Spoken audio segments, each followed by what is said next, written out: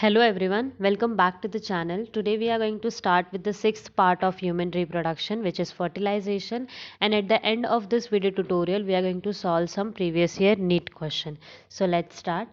If I talk about fertilization, this is nothing a process in which the ovum get fused with the sperm and there is a formation of zygote. Okay, so basically fertilization एक ऐसा process है जिसमें ovum जो कि एक female gamete है और sperm जो कि एक मेल गैमेट है, दोनों जो है वो फ्यूज़ हो जाएंगे सो दैट एक जाइगोट बन सके.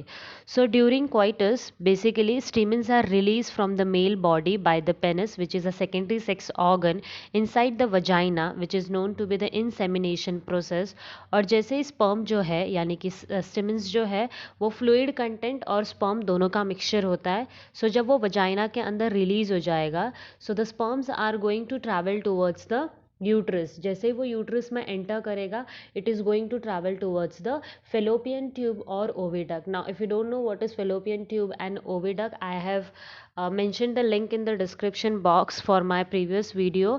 I will suggest you to watch those videos so that you can stay connected with the chapter. तो जैसे ही स्पर्म जो है वो फेलोपियन ट्यूब की तरफ पहुंच जाएंगे तो वहाँ पर एक जंक्शन है जिसको हम बोलते हैं ampullary and isthmal junction. This is basically if this is the fallopian tube, इसमें एक रीजन होता है जिसको हम एम्प्यूला रीजन बोलते हैं. उसके बाद जो होता है वो इस्थिमल रीजन होता है. ओके, सो जब ओवरी ओवम को रिलीज करता है तो ओवम क्या करता है, एम्प्यूला रीजन में एंटर करता है और स्पर्म जो है वो इस्थिमल रीजन के तरफ से एंटर करता है. So basically there is the formation of the zygote when these two gametes are going to fuse together. जब ये दोनों gametes fuse हो जाएंगे वैसे ही fertilization हो जाएगा. So ये बहुत ज़्यादा important है और हम देखेंगे कि कैसे sperm जो है वो ovum के अंदर fuse हो जाएगा. So we are going to talk about detail about fertilization. Okay.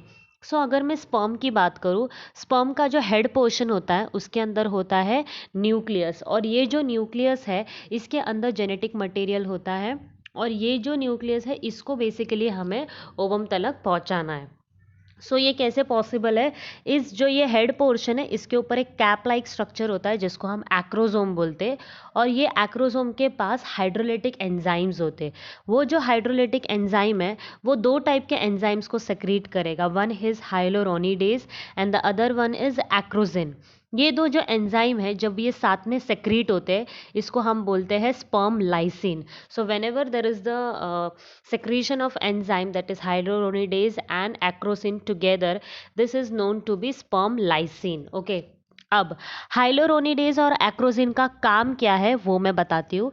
जैसे अगर हम ओवम की बात करते हैं, क्योंकि ये जो स्पर्म है ये ओवम के साथ जाकर फ्यूज होने वाला है, तो जब ये ओवम के साथ फ्यूज होगा तो ओवम के बाहर एक कवरिंग होता है जिसको हम बोलते हैं करोना रेडिएटा.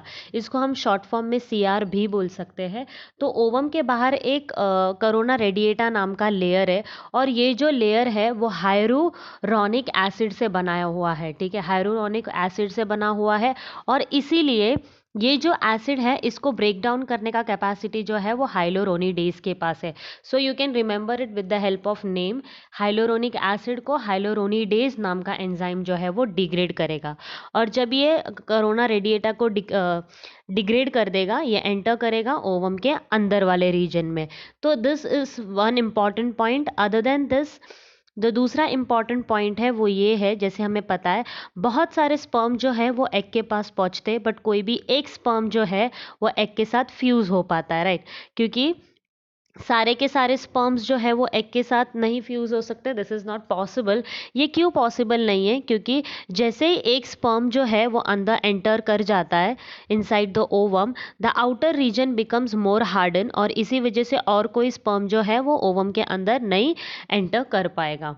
ओके, सो जो आउटर लेयर है वो बना हुआ है फाइन माइक्रोविलाई से और जैसे ही ओवम के अंदर जैसे स्पर्म जब घुस जाता है यानी एंटर कर लेता है तो वो क्या करता है, ये जो माइक्रोविलाई रीजन है ये क्लस्टर फॉर्म करेगा और उसके बाद स्पर्म को होल्ड कर लेगा, जिसकी वजह से ओवम को पता चल जाएगा कि अंदर जो है वो स्पर्म आ चुका है और इसके बाद किसी और स्पर्म को अंदर एंटर होने नहीं देना है. सो दैट बहुत सारे मल्टीपल स्पर्म जो है वो अंदर एंटर नहीं कर पाएंगे. Now we'll understand the same concept with the help of this diagram. So basically आप यहाँ पर स्पर्म देख सकते हो, एक्रोसोम लेयर भी दिख रहा होगा, कैप लाइक स्ट्रक्चर, जिसके पास हाइड्रोलिटिक एंजाइम है। मैंने आपको बताया ये हाइड्रोलिटिक एंजाइम दो होते हैं, एक तो होता है हाइलोरोनिडेज और दूसरा होता है एक्रोजिन। सो हाइलोरोनिडेज जो है वो ये बाहर की तरफ जो लेयर होता है जिसको हम कोरोना रेडिएटा बोलते हैं, उसको वो डिग्रेड करता है, क्योंकि ये कोरोना रेडिएटा जो है वो एक एसिड से बना हुआ है जिसको हमने हाइलोरोनिक एसिड बोला है। तो हाइलोरोनिडेज जो है वो हाइलोरोनिक एसिड को डिग्रेड करेगा और अंदर स्पर्म जो है वो ट्रैवल करेगा, जैसे आपको ये पिक्चर में दिख रहा होगा। Once it enters the zona pellucida region, आगे क्या आ जाएगा, प्रोटीन रिसेप्टर्स आ जाएंगे। और ये प्रोटीन रिसेप्टर जो है ये भी बहुत इंपॉर्टेंट रोल प्ले करते हैं। ये मैं तब समझाऊंगी जब मैं ओवम के बारे में बात करूंगी। फिलहाल आपको सिर्फ इतना याद रखना है कि स्पर्म जो है उसने इंटरैक्ट किया है प्रोटीन रिसेप्टर्स के साथ, और उसके बाद उसने अंदर एंटर किया है inside the region call vitelline layer. Vitelline layer जो है उसको क्रॉस करने के बाद न्यूक्लियस जो है स्पर्म का वो अंदर एंटर कर जाएगा। As you can observe this diagram, इसमें आप देख सकते हो कि पूरा का पूरा स्पर्म जो है वो अंदर नहीं गया है, सिर्फ एक स्मॉल न्यूक्लियस पार्ट जो है वो अंदर गया है। अगर मैं इसके बारे में डिटेल बात करूँ, so there is a region inside the sperm which is known to be male pronucleus, और सेम ऐसा ओवम के अंदर भी होता है जिसको हम बोलते हैं फीमेल प्रो न्यूक्लियस। ये दोनों के बीच में फ्यूजन होगा, क्योंकि न्यूक्लियस ही वो पार्ट है जिसके अंदर जेनेटिक मटेरियल है, और जब ये दो हैप्लॉइड सेल फ्यूज होंगे तब जाकर एक डिप्लॉइड सेल बनेगा जिसको हम जाइगोट बोलते हैं। ओके, सो यहाँ पर एक इंपॉर्टेंट पॉइंट है कि जो ये नेक पोर्शन है इसके पास दो सेंट्रियोल्स होते हैं, एक होता है प्रॉक्सिमल सेंट्रियोल और दूसरा जो होता है उसको हम डिस्टल सेंट्रियोल बोलते हैं। ये जो डिस्टल सेंट्रियोल है, सेंट्रियोल जो होते हैं वो ओवम में एब्सेंट होते हैं, और इसी वजह से स्पर्म जो है वो सेंट्रियोल को कैरी करता है। और ये सेंट्रियोल का मेजर काम होता है सेल डिवीजन करना, यानी कि ये क्या करेंगे, माइटोटिक स्पिंडल्स को फॉर्म करेंगे। अगर आपको सेल डिवीजन पता होगा तो माइटोटिक स्पिंडल वो पार्ट है जो क्रोमोसोम को सेपरेट करने में हेल्प करते हैं और जिसकी वजह से सेल डिवीजन होता है। तो ये एक इम्पॉर्टेंट पार्ट है सो दैट आगे जाकर सेल डिवाइड हो पाएगा। तो सेल डिवीजन के लिए डिस्टल सेंट्रियोल का होना बहुत ज़्यादा इम्पॉर्टेंट है। तो हमने क्या देखा अभी कि स्पर्म का जो न्यूक्लियस है वो अंदर एंटर कर चुका है। और what about the tail and the neck portion, तो ये टेल और नेक पोर्शन का अभी कुछ काम नहीं, क्योंकि इनका काम इतना ही था कि ये न्यूक्लियस को यहाँ तक लेकर आएंगे। सो ये टेल और नेक पोर्शन जो है वो डीजेनरेट हो जाएगा, क्योंकि इसका भी कोई काम नहीं है।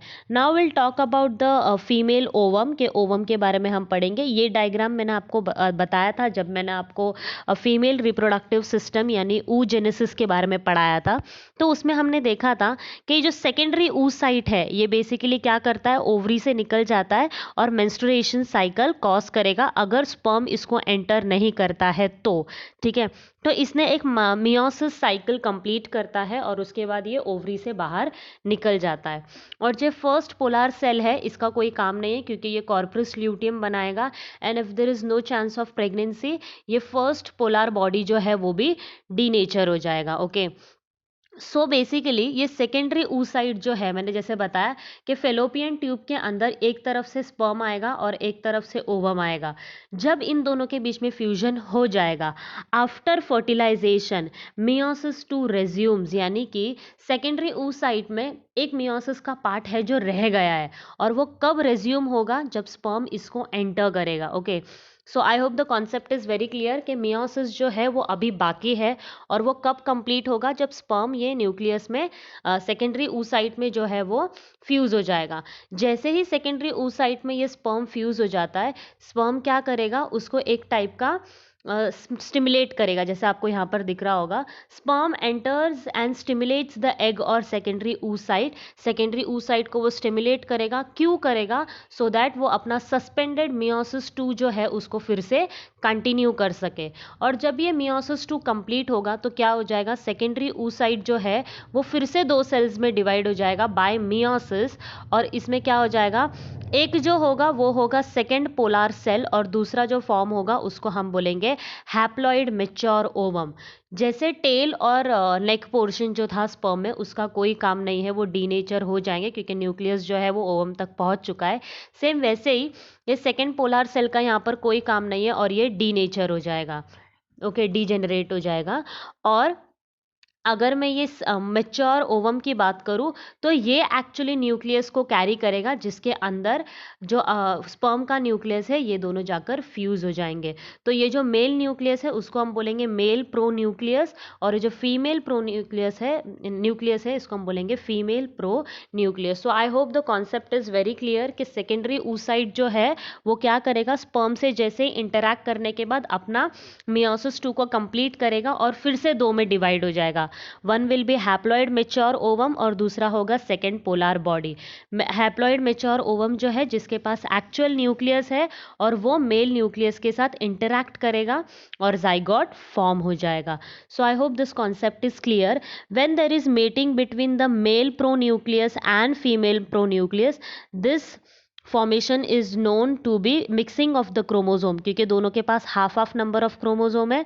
मदर से हाफ नंबर ऑफ क्रोमोजोम मिले, फादर से हाफ, और इसी वजह से एक डिप्लॉइड जाइगोट फॉर्म करेगा जिसके अंदर 46 नंबर ऑफ क्रोमोजोम होंगे, जिसके वजह से पेरेंट्स से ऑफस्प्रिंग जो है वो अलग दिखता है। ओके, यानी उसके कैरेक्टरिस्टिक्स अलग होते हैं। सो मिक्सिंग ऑफ क्रोमोसोम जो है उसको हम बोलते हैं karyogamy, and there is difference between karyogamy and fertilization. Fertilization में ओवम और स्पर्म फ्यूज हुए हैं, जबकि कैरियोगैमी एंड एम्फीमिक्सिस में उनके न्यूक्लियस फ्यूज हुए हैं, और इसी के साथ फर्टिलाइजेशन जो है वो कंप्लीट हो जाएगा और एक डिप्लॉइड सेल बन जाएगा जिसमें 23 पेयर्स यानी कि 46 नंबर ऑफ क्रोमोसोम है जो कि जाइगोट बनाएगा। ओके, अब आपको अगर याद होगा मैंने प्रोटीन रिसेप्टर के बारे में आपको बताया था। प्रोटीन रिसेप्टर्स एक्चुअली क्या है, जैसे मैंने बताया आपको कि स्पीशीज स्पेसिफिक नाम की एक चीज़ होती है, यानी कि ह्यूमंस हमेशा ह्यूमंस को बर्थ देते हैं। सेम वैसे किसी टाइप का अगर डॉग का जो स्पीशीज़ होता है वो हमेशा डॉग्स को ही बर्थ देता है।